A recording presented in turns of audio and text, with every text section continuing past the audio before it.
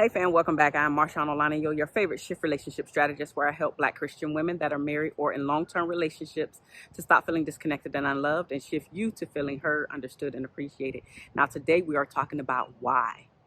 This why today is why we keep failing at our relationships. There are a lot of points here today, so I'm going to go ahead and go through them. Listen, we can stop failing at our relationships if we make sure that we get rid of these unwanted things that most people have an issue with. Again, these are the things that many people out there have an issue with, and I'm sure your spouse, your significant other, your boyfriend, your girlfriend probably has some of these things on the list that they want you to get rid of. However, listen, you can always share this video. This can be a discussion piece for the two of you, so you guys can both become aware of the areas in which you need to be better in. Not so you can judge one another, not so you can blame the other person, but so you're both aware of what's actually holding the both of you back from creating the relationship or marriage that you both want to experience, that you're both happy about, that you're both happy being a part of, that you both want to raise children in, or you have raised your children, they have gone off, and now you two are sitting there looking at one another across the table, and you're really sitting there scratching your head secretly, if you will, and trying to figure out who this person is across the table from you. And one of the reasons why you're thinking that, if you are in this stage in your life, is because of some of the things that you failed to take care of while the two of you were happy-go-lucky and blissful. So the very first thing is, we're selfish. We as human beings are selfish. Everything is about us. And when we don't get our way, right? If our partner comes to us and says, hey, can you watch the children? If it is not something that we really want to do, or if it takes me out of my comfort zone from doing the thing that I really want to do, which is relaxing, not necessarily taking care of the children, if you will, I'm just having my me time, I'm being very selfish because it's not something that benefits me. Right? That's just one example of being selfish. But we are selfish people, and we have this tendency to use the I word and have this I mentality versus the we mentality or the us mentality for the benefit of the relationship. Because listen, if I'm always being selfish, or if I notice that you as my spouse is always being selfish, at some point I'm going to stop asking you and depending on you to be there for me. And that doesn't make any sense, because if you want this relationship to be blissful, to be beautiful, where you guys are constantly laughing, you have to make sure that the resentment is not building up. So consistently, or always, or most of the time, being selfish, thinking about oneself, will cause your relationship to fail over the long haul. It's not necessarily something that will end it today, right? But over time, when we're thinking about the things that will keep us there, that will keep you happy in particular, if your partner is always shown to be a selfish partner, along with other things, right? This can be an added measure to say, yep, it's time to go. This is why the relationship failed last time. Or maybe you're waking up and saying, okay, I am the selfish person. And so now that you have the opportunity to become aware that you are the selfish person, now what are you going to do with this information? How are you going to stop being selfish, right? So again, we are selfish people. We are selfish human beings. We put ourselves first, our feelings first, and that will always, always, always, always be a detriment to the relationship, especially when you're trying to build and become a part of a team. It cannot work.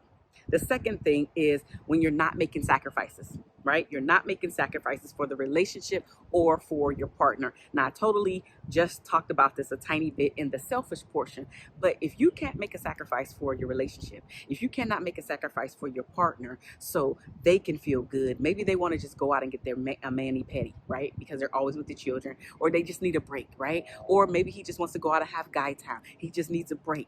Whatever it is, if you're never making sacrifices for your spouse or for the relationship, your relationship will ultimately fail. because nobody wants somebody that's always selfish, and we want somebody that looks at us enough to say, I can sacrifice my time, and of course not throw it up later on, because who wants this stuff thrown in their face later on? No one. I can tell you, no one wants this stuff thrown in their face later on, and that's what it's not about. It's not about that. It's about a partnership. It's about a team, right? And you can't create a team by always being selfish, by always thinking about oneself, by never making sacrifices. You just cannot build a healthy, sustainable, beautiful, blissful relationship, let alone a marriage, if you never sacrifice for the relationship or for your partner. The third thing is our expectations about what a relationship is and what it's supposed to be. Most of the time it's too high or are just way out of whack. Like, listen, I get some clients in here that tell me some things about their expectations, and I am even scratching my head like, really, sis? That's an expectation? Like, it doesn't make sense that that's an expectation. So really think about what your expectations are, how they are going to help the relationship, how they are going to bring you and your partner closer together to make you two feel more connected versus disconnected, right?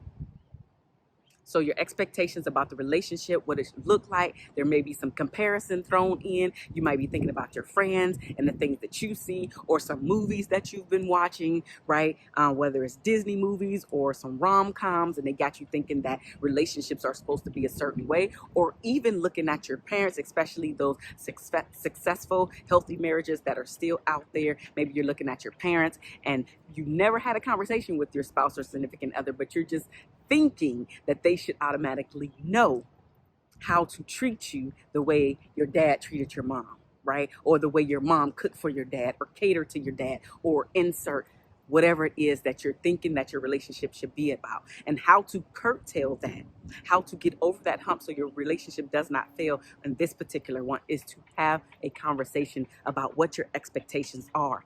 So your partner knows, he does not have to guess, or he can tell you so you don't have to guess. So both of you are on one accord, and you can actually say, you know what, that's not something that I'm willing to do, and be honest about it. Or absolutely, I'm willing to do that for you. I'm willing to, give you this thing in a relationship. It's going to take some practice on my end because it's not something that I'm used to doing, but be open, be honest, have the conversation so you both do not have to get wrapped up in what the expectations should look like. Because the truth of the matter is this: your relationship or your marriage is just that, yours. It's you and your spouses. And so just because your parents' relationship looked a particular way, it does not mean that it's going to work out for the both of you to have your relationship or your marriage look that way. So you must have a conversation to make sure that you're both on the same page of the same book at the same time. All right, so expectations, making sure that they are under control. The fourth thing to think about and why our relationships keep failing is our habits. Those annoying habits that your spouse have that can turn you off, especially when you are mad at him or he is mad at you. Because one thing, when we're in the dating stages or when the rose-colored glasses are still on, the only thing we are thinking about is all of the great things. We only see all of the beautiful things about our spouse, about our future partner, and we only get to really see the real person after you had an argument or after you've gotten mad with the person, and now these rose-colored glasses come off and you can truly see the man or the woman that's in front of you right now, today. So instead of going through any of that, look at the habits right now. The habits that you may find cute. It's funny, hee hee ha ha, right? It's only funny if you can live with those annoying habits and behaviors over the long haul. So my suggestion to you about annoying habits and behaviors is this: if you can live with the annoying habits and behaviors, not just today when you happy-go-lucky, and you can think about and say, if I get mad at this man, if I get mad at this woman, will this annoying habit or behavior be the detriment of our relationship or of our marriage? I want you to go a little bit deeper and not just thinking about that you two met, right? And or if you're beyond that point, of just meeting. And this annoying habit or behavior is something that you can see could be the detriment of your relationship. As always, have a conversation. It might need to be broken down into several conversations, because what we fail to do, this is a side conversation as well, but also a very great point that I want you to take into consideration as well as implement, which is whenever you go and complain to your spouse, it's not so much that when we complain, they're pissed off, right?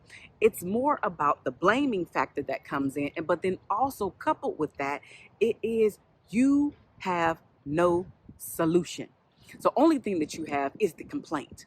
And he needs to do this, he needs to change that, or she needs to do this, or she needs to change that. What you need to make sure that you do whenever you go and complain is to, yes, get that thing off your chest, but number one, don't blame. Just talk about how it made you feel.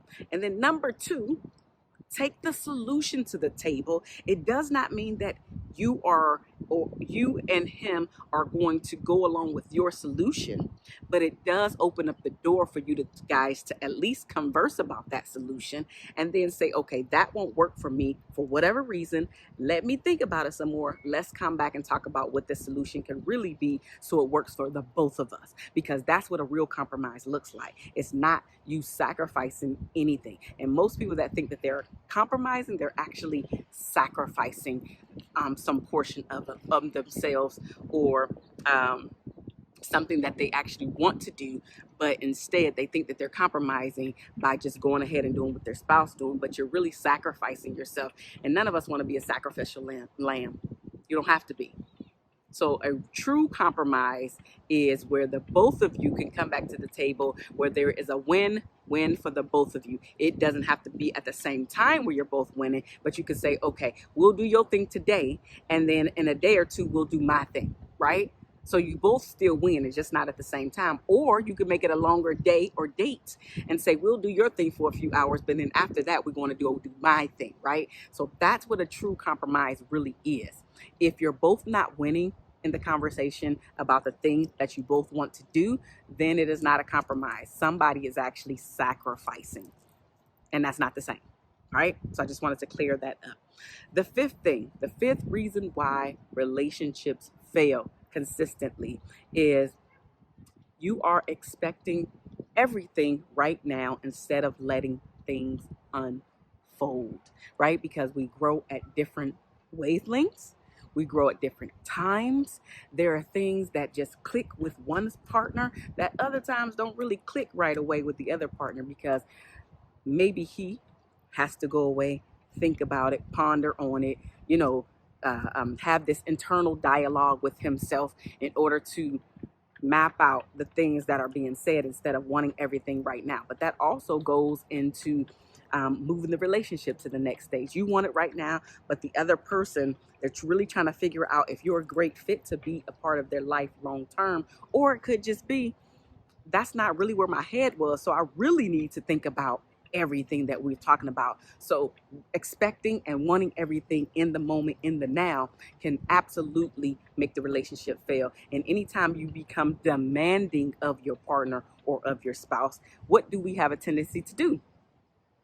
We have a tendency to become the 5-year-old child within us, and we plant our feet in the ground and we ain't doing nothing, no matter what. So instead of being a part of the 5-year-old child that's going to come out by demanding something, put your expectations out there, right?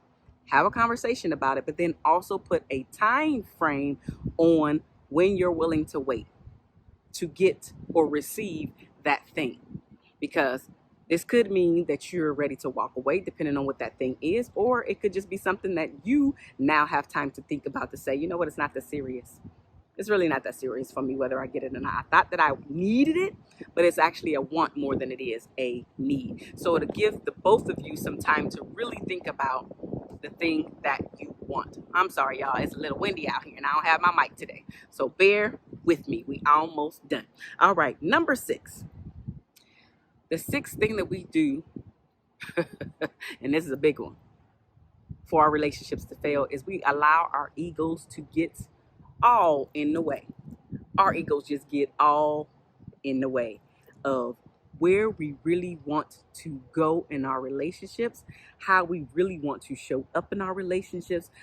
But because either you're trying to protect your little girl or little boy, and now you bucking up and you ain't doing the thing, or you know what, it's just like, it's not something that I want to bend on. I don't want to give you the thing that you're asking me for whatever reason, for whatever reason. So that ego gets in the way. That ego gets in the way of actually saying, I'm sorry, for apologizing for your wrongs. That ego can absolutely get your relationship or your marriage to go downhill, and go downhill quickly, because after your spouse catches on to you just being confrontational for no reason at all, and you're always, or more often than not, you're confrontational, that gets old. And who wants to be in a relationship where you always have to defend your position, defend yourself, or defend yourself physically? Any type of defense is not a making or creating a house where there is peace. And we all want our sanctuary to be peaceful. So if it can't be peaceful because you're in the household, then some changes need to be made. Whether you say, okay, my ego has been getting in the way and I do need to make some changes, or the other person, the person that's receiving the ego all the time, needs to make a choice to say, I'm either going to stay here and deal with ego, knowing how it is, or I'm going to put on my big girl underwear or put on my big boy pants and say enough is enough and move on with life from this person. But it's all choices that we make. And so if you do decide to leave, do not blame it on your spouse. It is a choice that you made. If you do decide to stay, do not blame it on your spouse if he does continue to do the thing over and over again, or she continues to do the thing over and over again, because it was your choice. You cannot keep throwing that thing up in their face, because it still is going to fail. Because after a while, it's like, listen, I'm not even doing anything, but I might as well go ahead and do the things you keep blaming me for, because you keep blaming for me anyway. That's your trust issues. Nobody told you to stay. So whatever choice you make, you got to stick to that choice.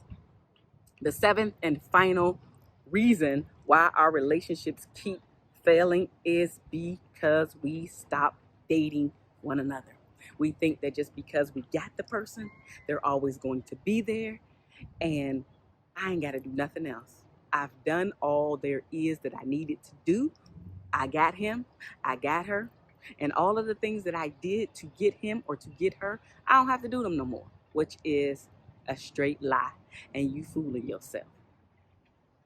The one thing that I like to tell my clients that come to me that are dating is, don't start nothing while you're dating that you do not and or know that you cannot keep doing. If you started opening up the car doors, you need to keep opening up them car doors. If you started paying bills, guess what? You need to continue to pay bills.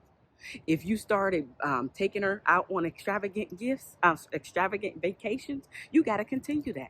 Doesn't mean every week, no, but you got to continue. Whatever you start is the thing that you got to continue doing. But dating will give you an opportunity to break up the monotony in your relationship. It will actually give you something to look forward to, whatever day of the week that you choose to do it on. And the couples that are most successful date weekly. At least they have a designated day. It's not in the wind whenever. They literally have it on their calendar. This is our date. This is our evening. This is our full day, whatever. But they have it, and it's something that they look forward to, and they keep the date no matter how tired they are, no matter what's going on in their life.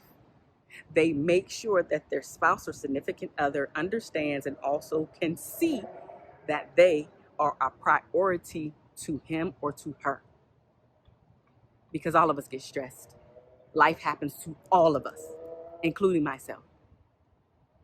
But now it's up to you to understand that you still got to show up and meet your obligations with your spouse like you would with when you're paying any other bill or going to somebody else's job or building your own business. Just like you show up and give all your energy to building that, is the same amount of energy, if not more, that you need to be giving to your spouse so you can continue, right, to create the healthy, happy, romantic relationship that you really want to be a part of. Listen, ladies and gentlemen, I am Marshawn Alanio. I am your favorite shift relationship strategist, where I help Black Christian women that are married or in long-term relationships to stop feeling disconnected and unloved and shift you to feeling heard, understood, and appreciated. Now, if you need some help, click the link down in the description box below and sign up for my free 30-minute coaching conversation, which is actually a strategy call where I help you with one thing to give you the strategy so you can be better at this one area in your life. I love you guys, and there's nothing that you can do about it, and I will talk to you soon. Bye now.